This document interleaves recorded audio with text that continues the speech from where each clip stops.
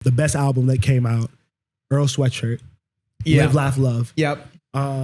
If you've known, I think either of us for the last couple of years, I think we've been two of the most vocal Earl Sweatshirt supporters. Yeah, in for sure. media, for sure. For sure. I think that if you dive into his music and really, really just appreciate the fact that it is going to be different, it is going to be left of center, but if you actually listen to the subject matter he's talking about, especially across all of these last, I think, 3 albums, like it feels positive.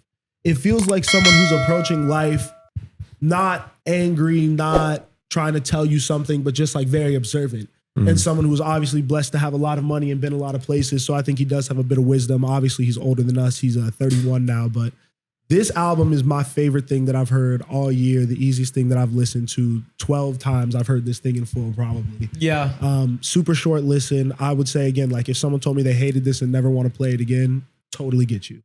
Like this is not for everyone. It is still Earl Sweatshirt on that real rap shit. But I would at least just implore people to listen to him.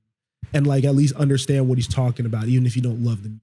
Yeah, to me, this feels like a culmination of everything that he's been on since he dropped some rap songs.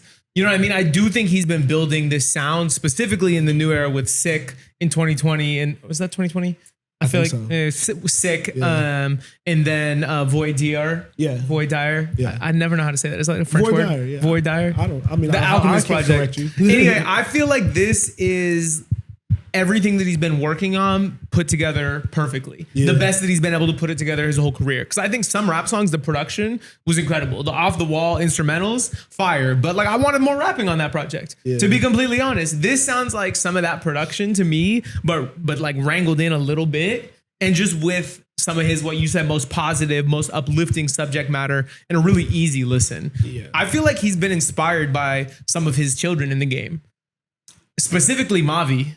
I mean, yeah, I don't even think that he's like taking it all the way. Like, I think he's getting taught by them. Like, I don't even know if they're children in the game. Like, I think Earl adopted a sound that Mike created, right? Like, I think Mike was the first one to really do this kind of sleepier sounding rap over these type of beats and the way that he approaches these songs. And I think that Earl just picked up on the style and just mastered it. Yeah. Because he's so good at it, you know? But like, I don't even know. Yeah, I think this is their sound completely. Mavi's also from that camp a little bit, but don't you feel like they were probably both pretty inspired by Earl at the start though? And now it's kind of like you kind of see where the influence switches.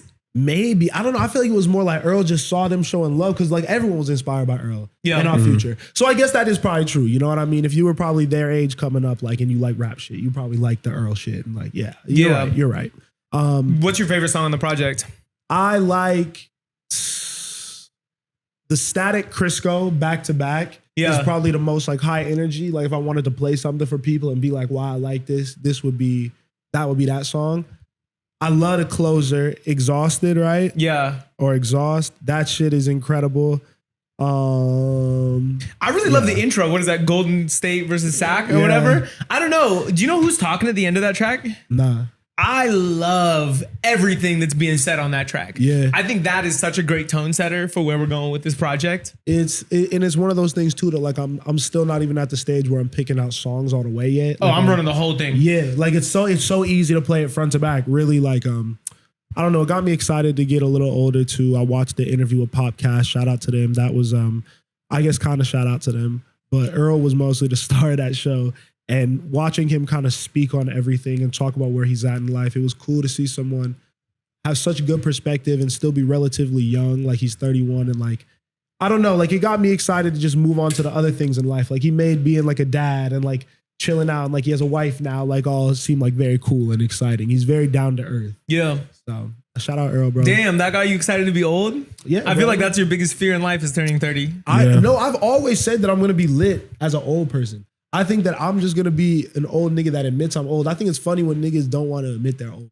I think you're like 30 now. Exactly. That's what I'm saying. I embody that already. I fuck with that. I'm going to be a lit 40-year-old, bro. I think so too. I think my taste and interest personally lends itself to me peaking in my late 30s, early 40s. I've learned that about myself lately. Yeah. You know what I mean? I'm gonna definitely be like a grumpy old man.